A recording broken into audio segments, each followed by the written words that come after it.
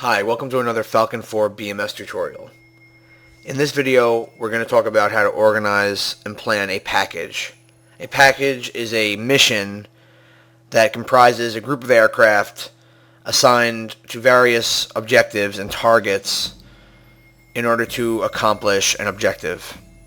So a package of aircraft might be an attack on an enemy airbase. And in that package, there might be several flights of aircraft. You might have a SEAD flight, which is responsible for suppressing the air defenses on the target. You might have a strike flight, which is responsible for actually attacking the runway. And you will have an escort, which is often used to engage any enemy bandits that are in the vicinity of the target. Now that we've established what a package is, one of the things that a lot of players want to do is they want to create their own packages, they want to modify missions, but they don't know how to do it. It's something that most players, even the most advanced players, put off, and they consider it to be way too advanced for them. And what I want to do in this video is I want to just dispel all of that sort of myth surrounding creating packages. It's very simple. It can become advanced. If you'd like it to, it can become as granular and as complex as you'd like. But to create a basic package, like a strike package on an airbase or a suppression package on a radar station or something like that, it's very simple. So I'm going to show you some tricks and we'll get going. So most of you are going to be playing in the campaign, and that's where you want to, create packages, modify missions. So I'm going to go ahead and start a new campaign out of the 120th out of Seosan. And what's really important here is that if you click OK at this time, the air tasking order will start to populate your squadron with missions or packages. And because it does that, you won't have any aircraft to make your own packages because they'll be reserved by the AI. Now, the great thing about BMS, which contrasts from Allied Force, is that in BMS, we can actually disable the air tasking order AI control for one squadron. Any squadron we like, we can disable the AI for that. We don't have to disable it again across the entire theater as you have to do in Allied Force. So to make things simple, we're just going to turn off the air tasking order for the squadron. So in order to do that, you just, you go into here, you click this button right here under the stop, which expands it. And then this button right here is the settings for the squadron. This square button right here that looks like a little computer. And then the squadron screen will come up. It tells you all about your squadron. What's important for us is that there's a little box here that says set by headquarters. We're going to uncheck that. Okay? That will disable the air tasking order for the squadron. Now, if I go ahead and start the campaign, you can see that no packages are being fragged for the 120th. There's other aircraft that are being fragged. There's other allied aircraft that have been fragged. Packages are going up for them. But as far as our squadron, nothing's being fragged. And that's great, because now we have, 10 aircraft to work with. You won't have the entire force of the squadron. So if we go back to the squadron screen, you'll see that we have 12 aircraft. They'll never let you use all of the aircraft. It always accounts for 2 aircraft for an alert force, alert fighters that are basically on the runway waiting to intercept enemy. So you can never use all of them. But we essentially have 10 aircraft right now that we can use for a package. So starting off in the campaign, what you normally want to do when you start is you want to do SEAD missions and you want to do OCA missions and air supremacy operations. That's essentially what you want to do. You want to destroy their ability to defend their airspace. This way you can follow up later on with deep strikes and infrastructure attacks and deep attacks onto their main air bases way in the rear. So what I'm going to do is I'm just going to pull up the order of battle, and I'm just going to try to find an air base, somewhere on the coast or something like that, that we can set up a package to attack. Okay, so here's an airbase, Haeju airbase. It's right on the shore, and it has a squadron of MiG-21 Mike Foxtrots, 18 of them. You see there's some enemy air in the vicinity of that target. That's fine. So I'm going to set up a package now to attack Heiju.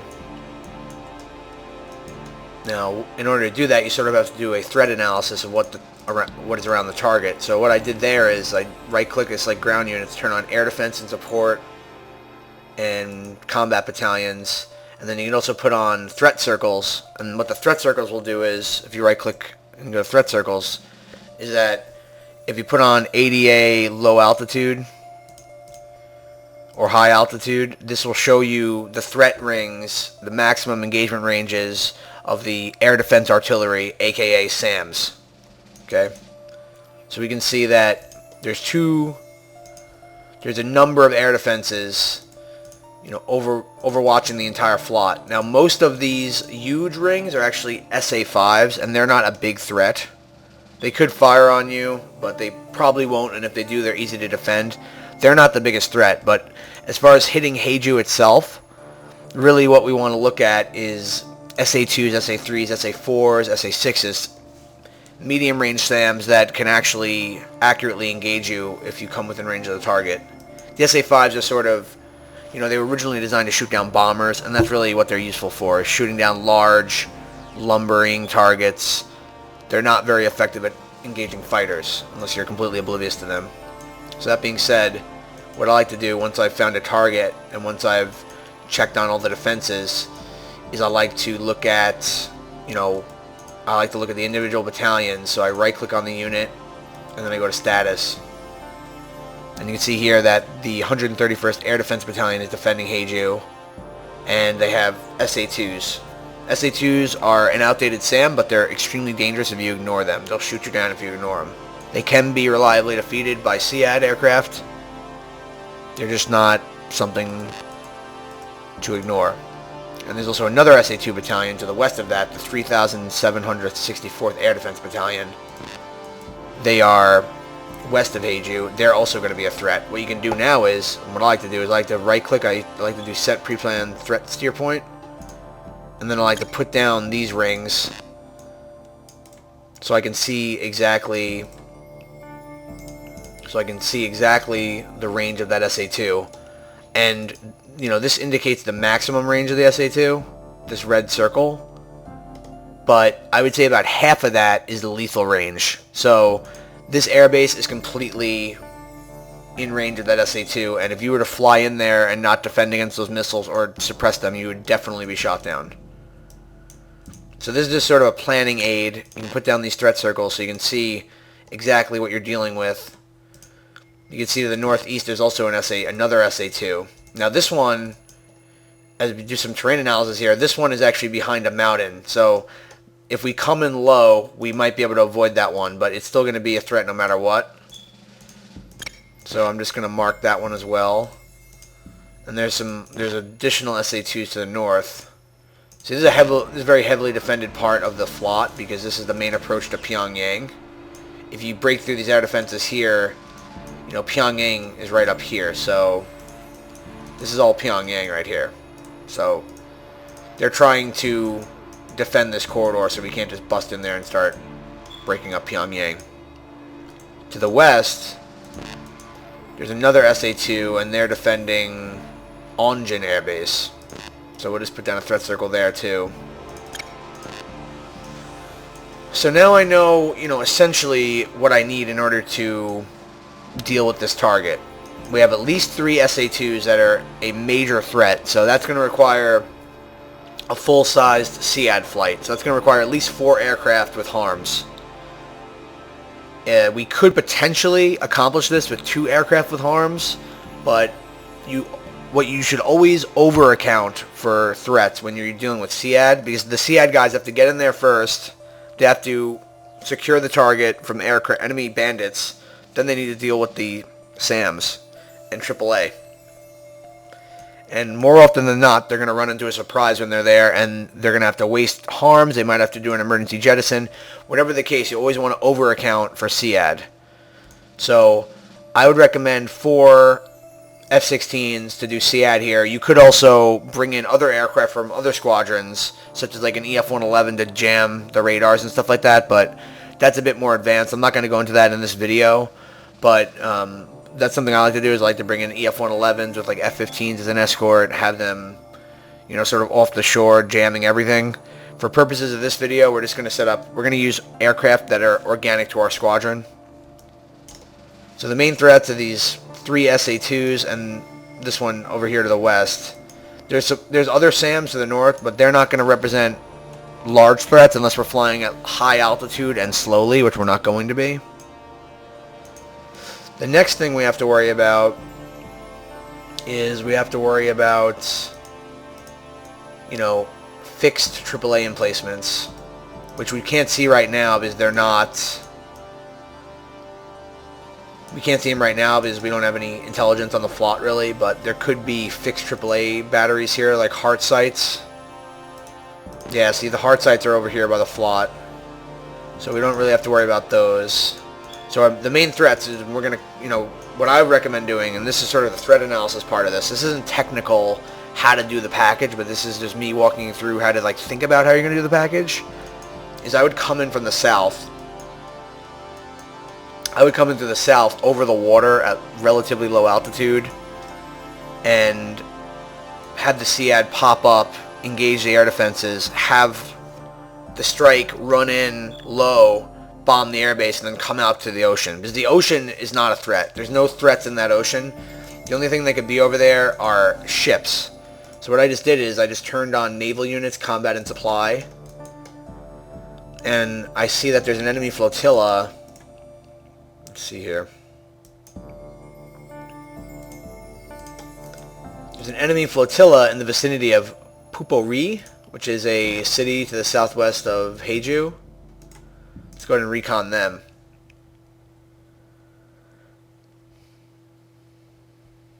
Okay. So these are OSAs. There's 2 OSAs in the vicinity of Pupori, which is a little harbor here city. Now, OSAs are very dangerous. At close range, they essentially have cannons on them, CWIS, like sort of, you know, automatic point defense weapons, and they also can fire manpads from the deck. They're a pretty big threat, so what I'll do is I'll put a manpad threat steer on there to represent the approximate threat range of that target. We use like we could use like a Roland, yeah, something like that. That's the threat of that target. That won't be a factor as long as we don't egress southwest into it, but there's no reason we would do that anyway. It's just important that you know about these things as you're rolling in. There could be also, you know, one threat that we're not accounting for at this point is there's going to be tons of enemy bandits in the area. This is the beginning of the campaign. There'll be all sorts of bandits in the vicinity of this target coming in from the northwest. We can't really plan for them. The only way we can plan for them is, well, in reality, they would set up blocking caps all along the enemy air bases that are in the vicinity of the ingress route, but we don't have the aircraft to do that. So the one way we can provide security for the package is we'll just simply have an escort that will follow us into the target area behind the SEAD and will basically engage any enemy bandits and then egress. Now, an escort is different than a target cap, okay? Escort guys will stay really close to the package. They'll fly right on the steer points as fragged, and they'll engage any bandits and then leave, okay? And that's the best sort of mission type if you're dealing with a heavily defended target such as Haeju. Now, if the target is not that heavily defended with air defenses and escorts can just loiter for a few minutes or maybe even 10 minutes, then you'd use a target cap or tar cap.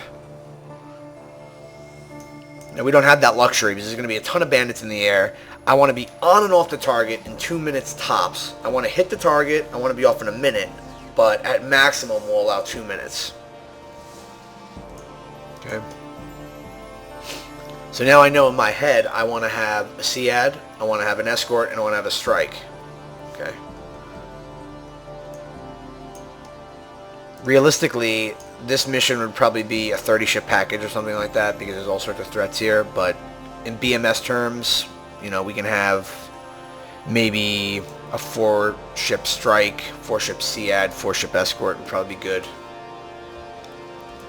So now, you know, that's the whole theory of it. And I could give you a 4-hour lecture on threat analysis. I can give you a 4-hour lecture on how we can tie in various assets. I'm not going to go over all of that. That's something that you'll learn with experience. What I want to go over now is just simply the mechanics of how to put the package together. So, you know, we're going to be flying out of Siosan, which is right here. Okay, this is Siosan. I'm going to turn on names so you can see it. This is Siosan Air Base. We're going to be flying out of Siosan. And the target's here. Okay. Target is right across the bay. So right now in my head, I'm just trying to imagine the general anatomy of this mission, right? We're going to have a SEAD that will come in on point. We'll have an escort right behind them. Then we'll have a strike. And we'll come over the water here. So, we'll draw basically a line from there to there. You know, most direct path. It's about 87 miles. It's an 87-mile hop from Siosan to Heiju. And that's telling me I don't need to have extra fuel tanks, really, if I didn't want, because that's close enough that we're not going to need extra fuel tanks. So in my mind, I'm trying to imagine how this will go, right? So I'm imagining we'll take off, stay relatively low, come in from the southeast. You know, we'll come in through this little isthmus here. And one thing you can do is you can actually right-click on the map and go to Recon, and you can look at it visually to sort of see, you know, what it's going to look like when you actually run in. I highly recommend doing this. Okay? Especially if you're going to be involved in the strike, you should always do a visual reconnaissance of the target before you do it. This way, when you run in, it's sort of like a visual tape that you're playing back in your memory, and you're referencing visual IPs, and you're rolling in off of that. Okay, so enough is enough with the blabber. Let's set up the actual package. Very simple. What do? You right-click on the target, and this little threat here's in the way. You right-click on the target, and you click Add Package. Okay. First thing you're going to do is you see the takeoff time and the time on target. The time on target is really not that important. Okay. But what is important is the takeoff time. You want to have your takeoff time at least 20 minutes from the current time. So right now it's 0507. Okay. We're going to put that to 5:30. So that's about 23 minutes from now. Then the time on target, we're going to approximate what we want the time on target to be. I can tell you that 7 minutes is definitely not enough time to get there. We'll have to use afterburners all the way there to get there. So that's going to be far too short amount of time. And there's calculators that you can sort of determine your airspeed and distance, what your time on target should be. I'm far too lazy to do that. What I will say is that this looks like a 15-minute mission. So I put the time on target to about 5:45, maybe 5:47. That looks good.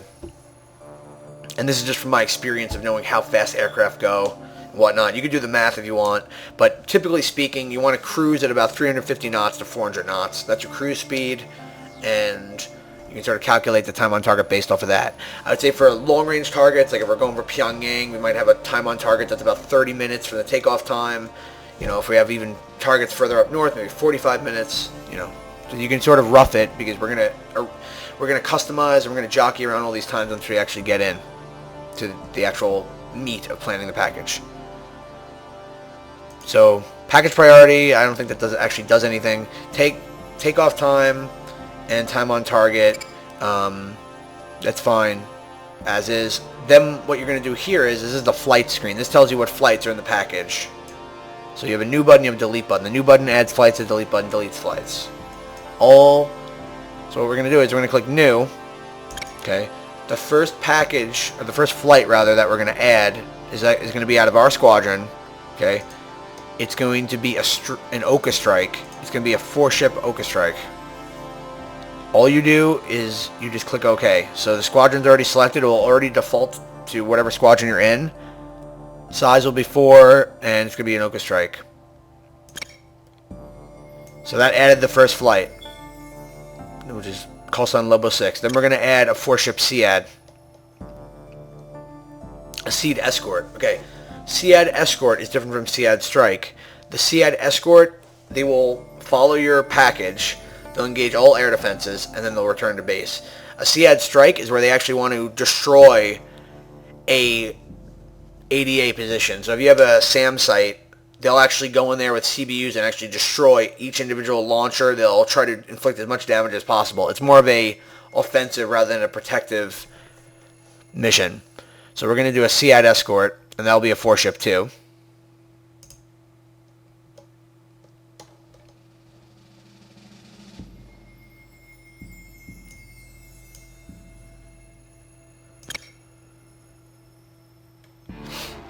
Then what we want to do is we want to add an Escort. So we'll put in 4 ships. They probably won't give us 4 ships, but we'll try to get 4 ships. And we'll do a Escort. So it gave us 2 ships. That's fine. So this is a 10-ship package. We have Lobo 6, a 4-ship Oka. We got a 4-ship SEAD and a 2-ship Escort, which is Python 6. And you just click OK. Now what you're going to find is that the AI has automatically created a plan for you. Okay, so let's look at the Oka Strike. Well, actually, let's do this in order. So the AI has already created the package for you. At 0522, Panther 6 will get airborne. Okay, then what you're going to look at is you're going to look for the second steer point, which is right here. That's the fence. That's where you actually arm your weapons and fence in and all that. Or sorry, that's the push point, rather. The fence is 3. But anyway, 2 is where the package is marshaled and you push from there as a package. And you should be in formation by then relative to your position. So the AI has determined that we head northwest from the airbase, push from steer 2. At steer 3, we then will attack the airbase and then we'll egress southeast. Steer 4, steer 5, steer 6, and it's going to be the same for every flight in the package. The only thing that's different is that the Oka Strike actually has an IP steer point, so there's an additional steer point here, and it should be automatically lined up on the runway. So you can see that they're essentially doing the approach that I would do for the actual terminal part of the attack, but the egress and the ingress, I don't really see the point in that. The ingress is fine. The egress is unnecessary. So I want to actually modify this a bit. And I also want to modify the takeoff times. So as we can see now, the SEAD is going to get airborne. Panther 6 is going to get airborne at 0522. The Escort will be at 0526. And the Oka Strike will be at 0530.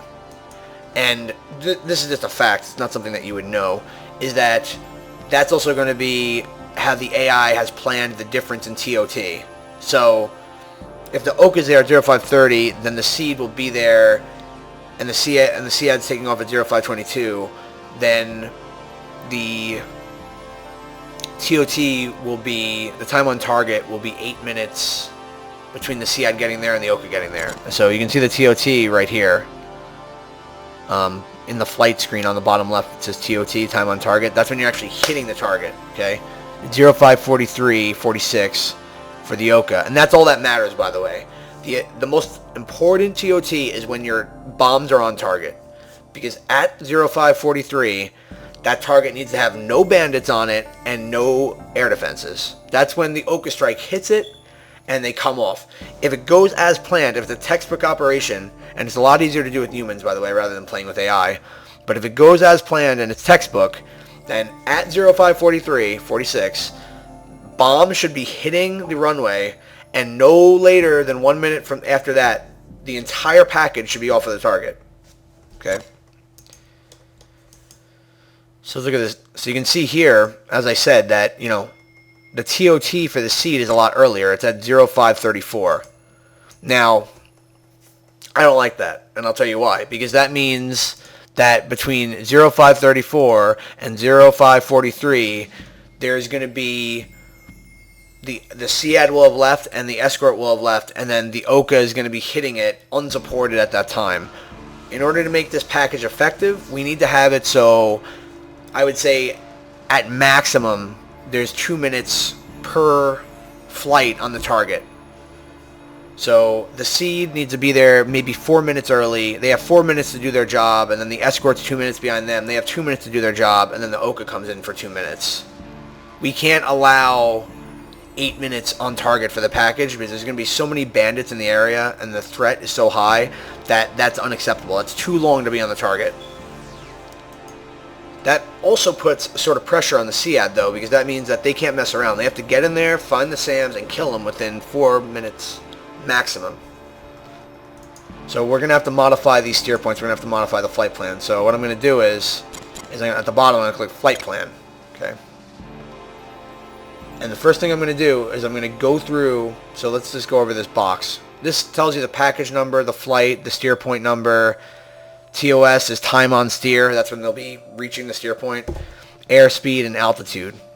If these boxes are green, if the lock is green, that means that it's locked and that you can't actually modify that steer point will be locked and it won't change automatically. So if you go to like steer 2 and you increase the time on steer, so it will take longer to get there, then the airspeed, if the airspeed is unlocked on the previous steers, it will accommodate that. So you can affect the entire flight plan. If you leave stuff unlocked, you can affect the entire flight plan automatically. So yeah, we don't want to do that. So the first thing we do is when we get into here, and if you click these buttons, by the way, it changes the steer point number. First thing we want to do is we want to go to every flight, and we want to make sure that everything is unlocked except the first steer point and the target steer point. So you can see here that this is Lobo 6. The target steer point was not locked. We're going to lock the first steer point and the target steer point for every flight.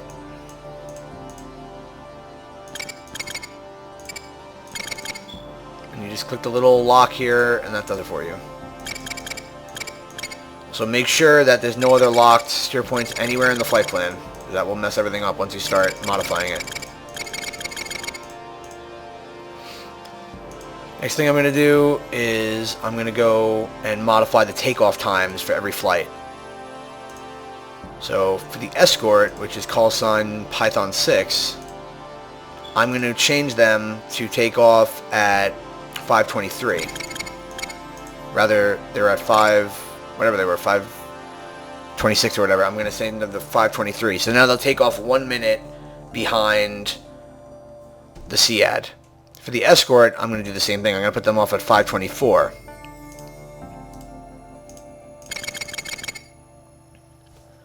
So now you can see here that the takeoff times in the package screen have now reflect 5:22, 5:23, 5:24. But because we locked the target steer point, you can see that since we locked the target steer point, you can see that the airspeeds have been lowered to reflect that it will take longer to get there. Because we're going to be, since we're taking off earlier and the time on target is the same, it'll take longer to get there. So what I'm going to do is I'm going to change the time on target for the main target so that the airspeed right here is reasonable. So this I have right now, I have the Lobo 6 flight selected. And I'm going to update this. I'm going to lower this time on target until it's reasonable. So 360 knots seems reasonable. And you can see that all these other steer points have been updated as well. I'm actually going to put it for... Yeah, I'll do... So the TOT for the Oka now is 5:35.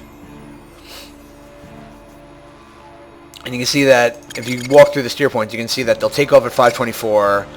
They'll push at 5:28. And the airspeed for pushing is 345, and then 385 for steer 3, which is the fence. And then at steer 4, which is the IP, it's 330. And then at the target, it's 330. The subsequent steer points, like the exfil steer points when you're actually flying out of there, isn't that important at this point. It's really not that important. But the target steer point, leading up to the target, is extremely important. And that looks like something that you could fly, right? That makes sense. Next thing we have to do is we have to modify the TOTs for the other flights. So we know that right now at 0535, the TOT for Lobo 6 looks good. So now, let's go check out Panther 6.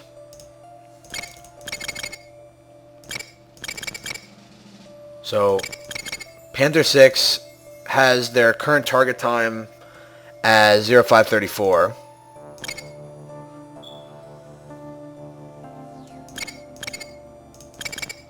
And that's not enough time to have them on the target, so we're going to change it to 0532.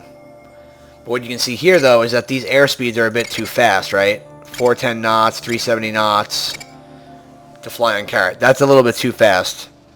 So what I'm going to do is I'm going to go back to the strike. And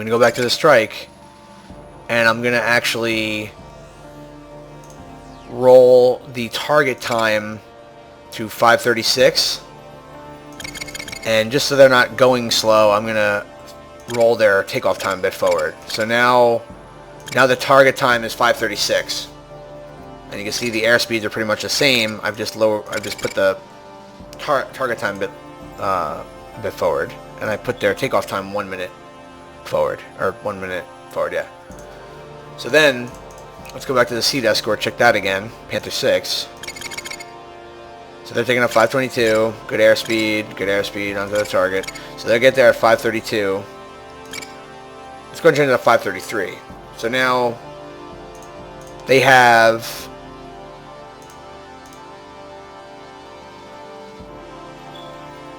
Okay, that's good.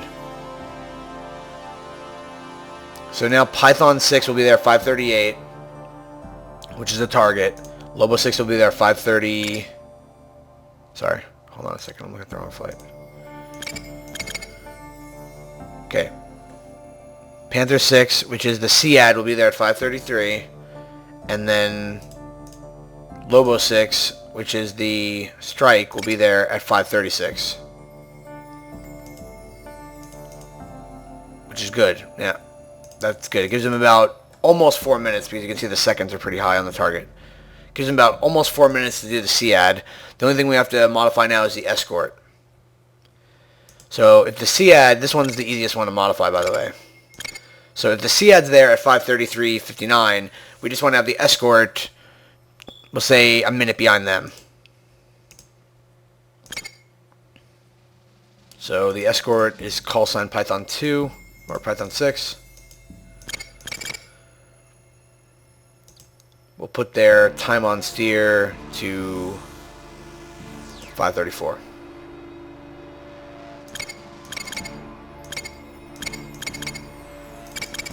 So let's go over all this again. So this is the order in which the package is going to operate. So at 522, the SEAD is going to take off. Their TOT is 0533. Okay. 1 minute behind them, taking off at 0523, is the Escort Python 6. Their TOT is 0534. Taking off 2 minutes behind the Escort at 0525 is the strike, Lobo 6. Their TOT is 0536. That means that there's approximately 4 minutes of action on the target, and then everyone will egress. And the egress steer points already reflect that. Now, one thing I do want to do is I want to move the egress route to reflect the route that we already came in. There's no reason to egress a different direction than we came in. It just exposes us to unnecessary risks. What if there's something there that we didn't know was there? It doesn't make any sense. So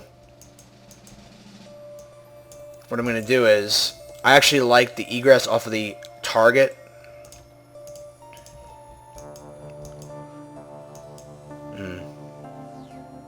Let's see here.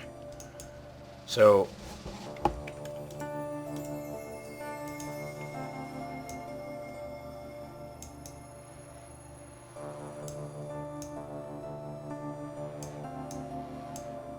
okay.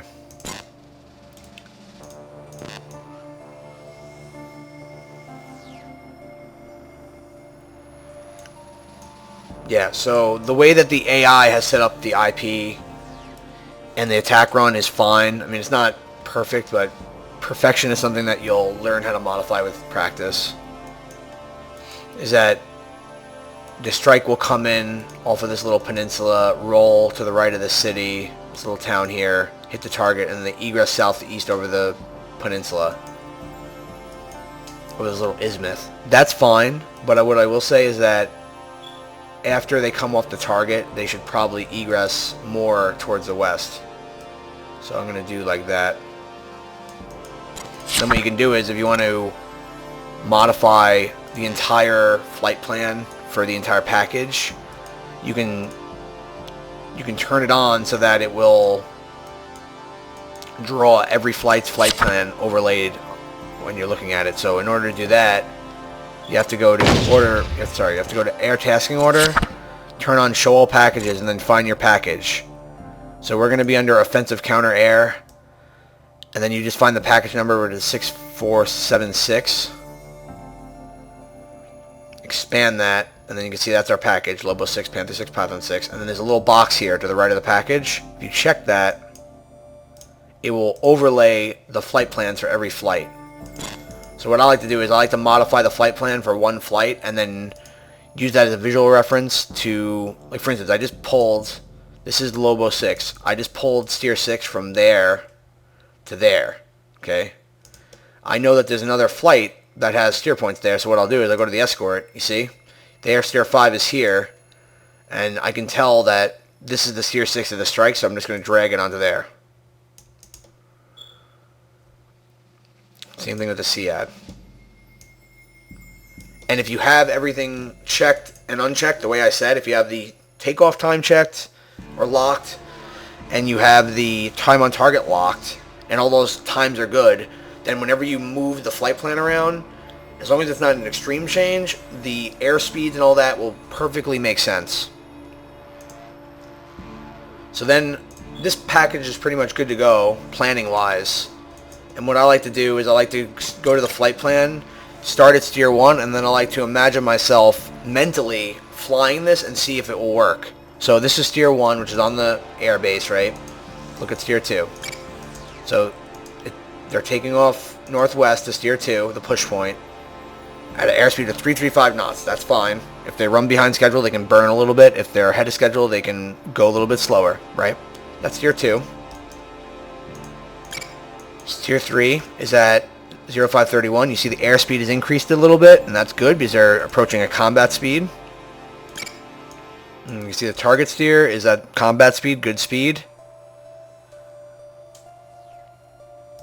And then you can see the egress steers are a little bit faster, and that's good because we're going to want to get out of there quickly. 390 knots, that's fine. You see steer 5 here, and here's steer 6, and steer 7,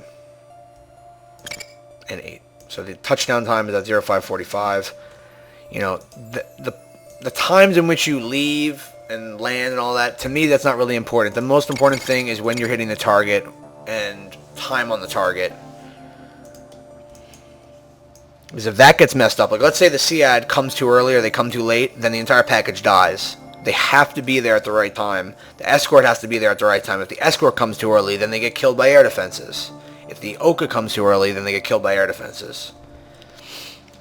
You know, if the Oka comes before the Escort, but after the seed, then there might be bandits in the air. The bandits might shoot down the Oka. So all these things have to be planned perfectly.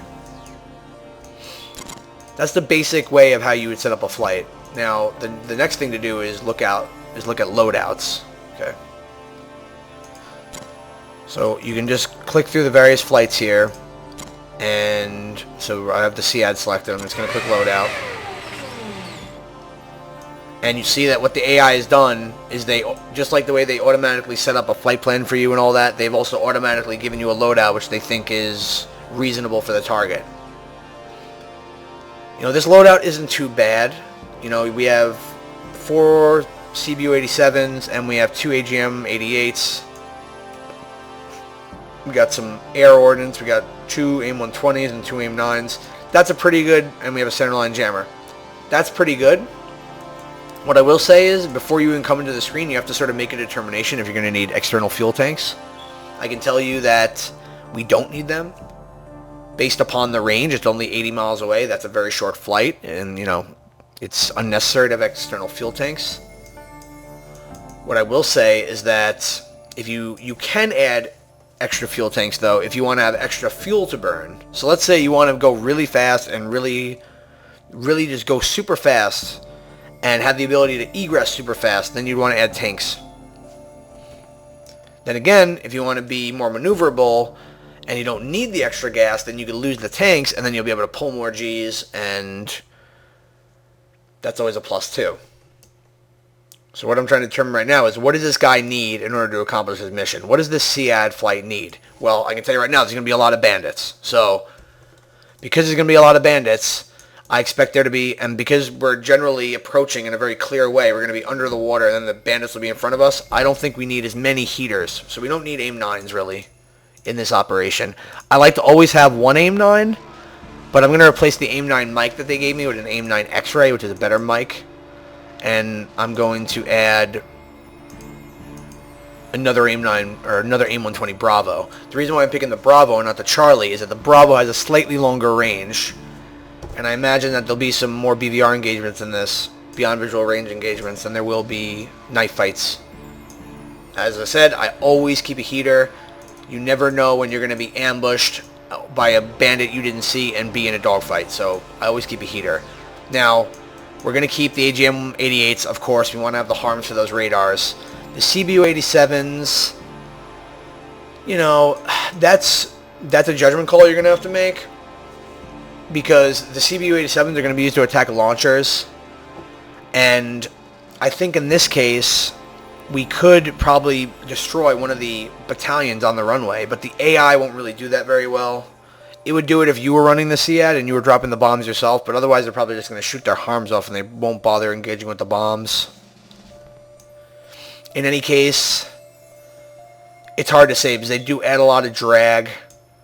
Now, we don't have tanks, so it's sort of offset by that in the drag factor. What we could do, if we want to do something more conservative, is we could just have one bomb on each pylon, so we have two CBU-87s. That will minimize our drag and will give us some air-to-ground capability if we see any pop-up targets on the, if we roll in on the target and there's like a shilk on the end of the runway, or there's a tank battalion or something like that, we can at least use the bombs to engage them there. CBUs are always good for general-purpose threats that come out of nowhere and are very unpleasant. Now, so I say we'll do that. And if you didn't want to do that, you could just add tanks or maybe just put nothing there. But I would say in this case, since this flight doesn't require that much gas, I would say take a couple CBU-87s extra if anything pops up.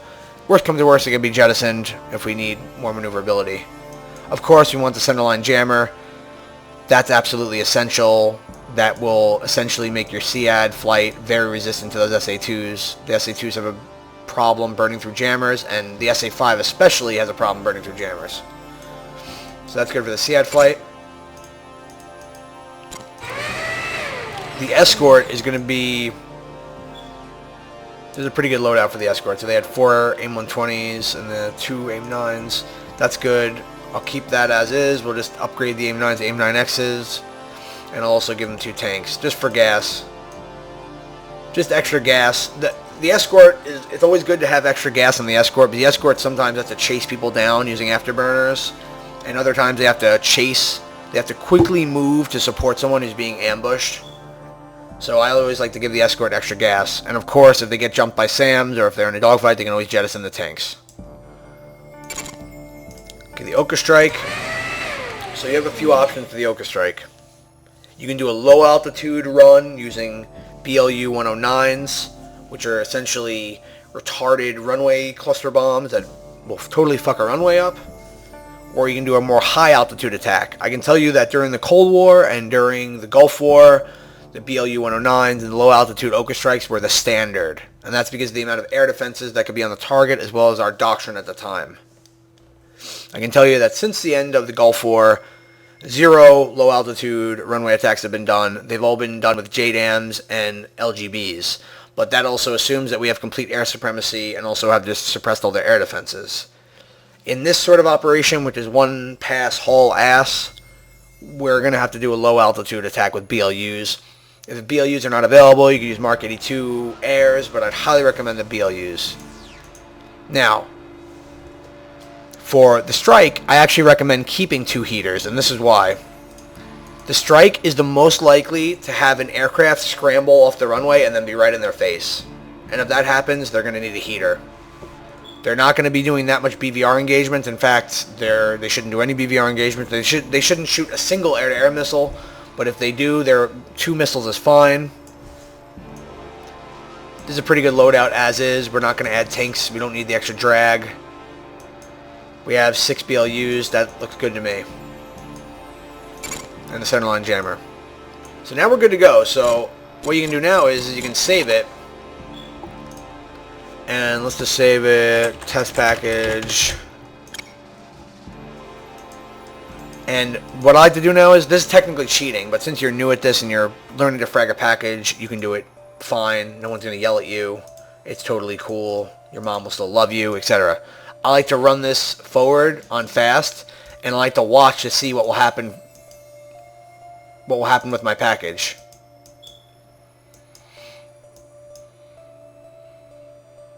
So I'm running forward. Okay, it's almost 5:22. In 10 seconds, the Sea-Eyed Escort will get airborne. I'll put it on 16 times. Here's the Sea-Eyed Escort getting airborne. They're going to steer 2. You can see 1 minute later that the... Here, let me turn on names. So there's Panther 6. There's Python 6. You can see they're airborne a minute later. Now, at 5:25, the strike should get airborne. There's a strike, Lobo 6. The Sea-Eyed's at the push point. There they go. They're pushing toward the target. There's a bandit west of the package. Not much you can do about that. So you can see here now, this is what I mean by the push point, is that the entire package is in a good formation, right? This is the proper distance. They're all going the right airspeed. Panther 6 is on point. A minute behind them is Python 6. 2 minutes behind them is Lobo 6. You can see they're approaching the target. Now at this point, if you had humans, this would be a great attack, right? Like this, if you were flying this with your mates, I guarantee you this airbase would be destroyed. I don't know what's going to happen with the AI. Sometimes they'll just RTB for no reason. Who knows? I can tell you that at this point, the airbase is about 2 minutes out from being attacked. They don't have no one has scrambled to intercept us. There's 2 bandits east of the airbase, but they're not heading towards us. And they're in trouble. But yeah, okay. So looks like let's check the SA2. Okay, looks like all the SAMs are still up, which is to be expected. We're the first ones in this area. I'm going to put it on 16 times. Watch what happens. Okay, Panther 6 is now in on the target. They're probably shooting their harms off at this point. They're running in on the target. Let's check to see if they knocked out those. Okay, so you can see here that they fired harms at the 131st Air Defense Battalion. That is suppressed. Let's check the one to the west. That one's still up. The one to the north is still up. We'll see what happens. Panther 6 rolls in. Now they're off the target, right? Escort's in. Escort just flew over the target, made sure there's no bandits. Here comes a strike. Strike's rolling in now. Strike's rolling in now. Here comes a strike. Boom. Let's see if they hit the target. They definitely went over the target. Let's see if they hit it. Turn off ground units so we can actually right-click on the runway. Oh, and look, the airbase has been completely destroyed. Okay. Now what you'll see is that the package is egressing.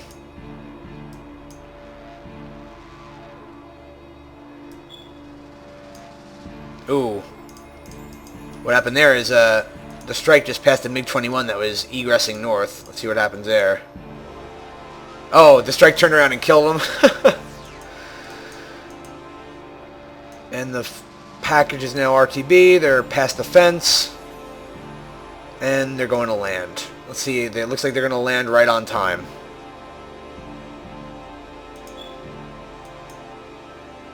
Yep. exactly as planned, perfect execution, and Heiju Air Base has been destroyed, not to mention the SAM surrounding it. So, that's a fragger package. I'm sure I missed some things. I'm sure some things are a bit murky. A lot of this takes a lot of experience, but at least you see the basics now. Please ask questions. Please let me know if I can help you in any way or clarify anything. And keep your pin pan strong.